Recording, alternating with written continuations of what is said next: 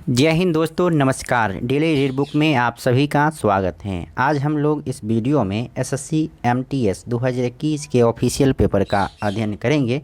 ये 35वां पेपर होगा, यानी इससे पहले हम लोग 34 पेपर का अध्ययन कर चुके हैं। अगर आपने नहीं देखा है तो चैनल के प्लेलिस्ट से जाके देख सकते हैं और वीडियो के डिस्क्रिप्शन में भी उसका लिंक दिया हुआ है, वहाँ से भी आप देख सकते हैं। तो चलिए स्टार्ट करते हैं। और इससे पहले हम लोग एसएससी सीजीएल 2021 का ऑफिशियल पेपर का भी अध्ययन कर चुके हैं। और इसके अलावा आरआरबी एनटीपीसी सीबीटी 1 में जो 135 शिफ्ट में पेपर हुआ था, उन सभी प्रश्नों का भी हम लोग अध्ययन कर चुके हैं। तो सभी को अगर नहीं देखे हैं तो आप देख सकते हैं। तो चलिए स्टार्ट करते हैं आज का पहला प्रश्न। पहला प्रश्न है, जोग जलप्रपात किस राज्य या केंद्र शासित प्रदेश में स्थित है? जोग जलप्रपात किस राज्य में स्थित है? कर्नाटक में स्थित है और इसे ही महात्मा गांधी जलप्रपात कहा जाता है। ये शरावती नदी पर है। अगला प्रश्न है, 2020 में निम्नलिखित में से किसे राजीव गांधी खेल रत्न पुरस्कार प्रदान किया गया? 2020 में राजीव गांधी खेल रत्न पुरस्कार रोहित शर्मा को दिया गया, लेकिन अब राजीव गांधी खेल रत्न को बदलकर मेजर ध्यानचंद पुरस्कार कर दिया गया है। ये भी याद रखना है। अगला प्रश्न है, निम्नलिखित में से किस ग्रह का अपना कोई उपग्रह नहीं है? तो यह बुध है। बुध और शुक्र ये दो ग्रह हैं जिनका कोई उपग्रह नहीं है और बुध सबसे छोटा ग्रह है। अगला प्रश्न है, निम्नलिखित में से किसे कोशिका का पावर हाउस कहा जाता है? कोशिका का पावर हाउस माइटोकॉन्ड्रिया को कहा जाता है और इसका हिंदी नाम होता है सूत्रकनिका। क्वेश्चन नंबर 5 है, प्राचीन बौद्ध ग्रंथ निम्न में से किस भाषा में लिखे गए थे? प्राचीन बौद्ध ग्रंथ किस भाषा में लिखे गए थे? तो पाली भाषा में लिखे गए थे प्राचीन बौद्ध ग्रंथ। अगला प्रश्न है, क्वेश्चन नंबर 6, भारतीय राष्ट्रीय कांग्रेस की अध्यक्ष चुनी जाने वाली पहली महिला कौन थी? भारतीय राष्ट्रीय कांग्रेस की अध्यक्ष चुनी जाने वाली पहली महिला थी एनी बेसेंट। सिर्फ अगर महिला कहा जाए तो सिर्फ एनी बेसेंट था, लेकिन भारतीय महिला होगी तो वो हो जाएगा सरोजिनी नायडू।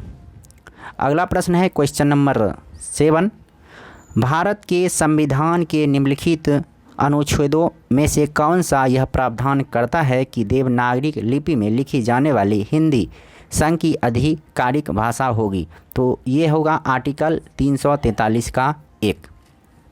क्वेश्चन नंबर 8 है, जून 2022 में शुरू किया गया the urban learning internship program यानी TULIP यानी टूलिप निम्न में से किसका संयुक्त उपक्रम है? तो इसका सही जवाब होगा मानव संसाधन विकास मंत्रालय यानी MHRD और आवास एवं शहरी मामलों का मंत्रालय।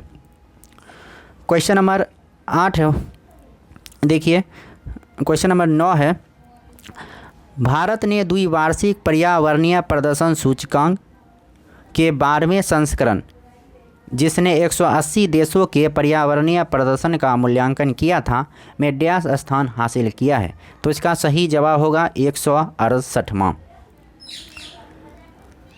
निम्नलिखित में से कौन सा कच्चे तेल से बना उत्पाद नहीं है? तो एंथ्रासाइट। ये एंथ्रासाइट कोयला का उच्चतम कोटि है। ये कच्चे तेल से बना उत्पाद नहीं है। अगला प्रश्न है, सिरका में कौन सा अम्ल होता है? सिरका में एसिटिक अम्ल होता है और इसका आयुपेसी नाम होता है इथेनोइक एसिड और इसका फॉर्मूला होता है CH3COOH। सिरका में एसिटिक अम्ल या इथेनोइक अम्ल होता है, यह दुर्बल अम्ल होता है।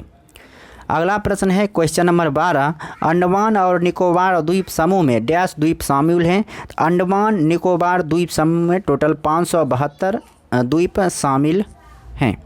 अगला प्रश्न है, क्वेश्चन नंबर 13, किस संत के सम्मान में अकबर ने फतेहपुर सीकरी का निर्माण किया था? तो शेख सलीम चिश्ती। शेख सलीम चिश्ती के सम्मान में अकबर ने फतेहपुर सीकरी का निर्माण किया था और इसी के सम्मान में अपने पुत्र का नाम सलीम रखा था। अगला प्रश्न है, क्वेश्चन नंबर 14, बाघ की गुफाएं जो भारतीय शैल कर्तित स्थापत्य वास्तुकला यानी रॉक कट आर्किटेक्चर का अद्भुत नमूना है, डैश में स्थित है। तो बाघ की गुफाएं मध्य प्रदेश में स्थित है, याद रखना है आपको। क्वेश्चन नंबर 15 है, मिजोरम के पारंपरिक बांस नृत्य को क्या कहा जाता है? मिजोरम के पारंपरिक बांस नृत्य को कहा जाता है चेराव, चेराव कहा जाता है।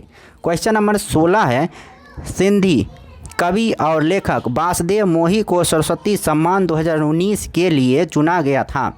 यह पुरस्कार डैश द्वारा प्रतिवर्ष दिया जाता है। तो इसका सही जवाब होगा के बिरला फाउंडेशन। के बिरला फाउंडेशन के द्वारा सरस्वती सम्मान दिया जाता है और सरस्वती सम्मान साहित्य के क्षेत्र में दिया जाता है।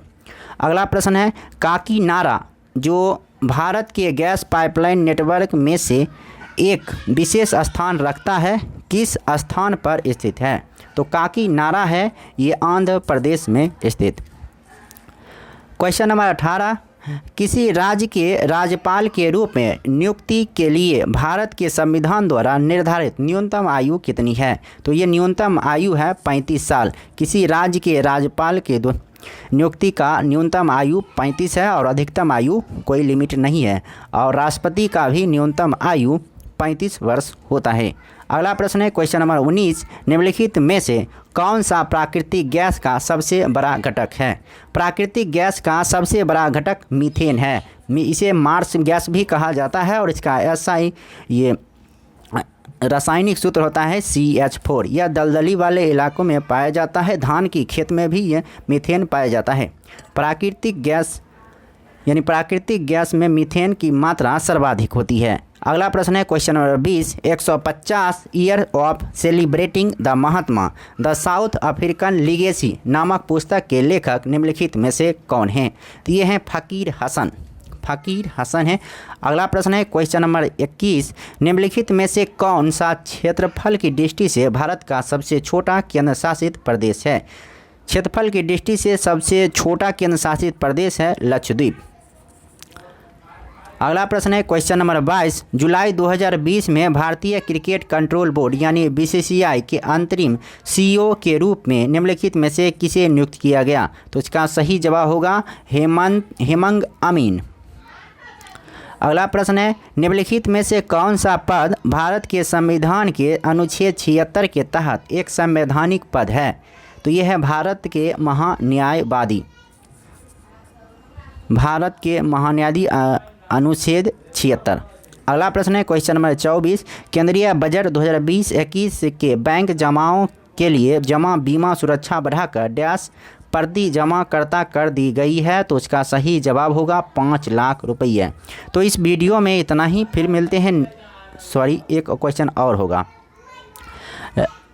लाल दद जो कि 14वीं शताब्दी की महिला संत थी की गिनती डैश भाषा की आरंभिक और सबसे प्रसिद्ध कवित्रियों में की जाती है। तो इसका सही जवाब होगा कश्मीरी। तो इस वीडियो में इतना ही, फिर मिलते हैं नेक्स्ट वीडियो में। तब तक के लिए नमस्कार, जय हिंद, वंदे मातरम। इसी तरह का वीडियो आपको मिलता रहेगा। अगर आप चैनल पर नए हैं तो चैनल को सब्सक्राइब कर लें और साथ में बेल आइकन को जरूर दबाएं, क्योंकि जो ही हम दूसरा वीडियो अपलोड करेंगे तो आपको नोटिफिकेशन मिल जाएगा। ये सभी प्रश्न एग्जाम के पॉइंट ऑफ व्यू से बहुत ही इंपॉर्टेंट है और ये से समाप्त होने के बाद जो भी हाल फिलहाल में एग्ज़ाम हुआ है उनका प्रीवियस ईयर का क्वेश्चन जरूर से ज़रूर हम कराएंगे। तो लगातार इसे बने रहिए। धन्यवाद, नमस्कार, वंदे मातरम।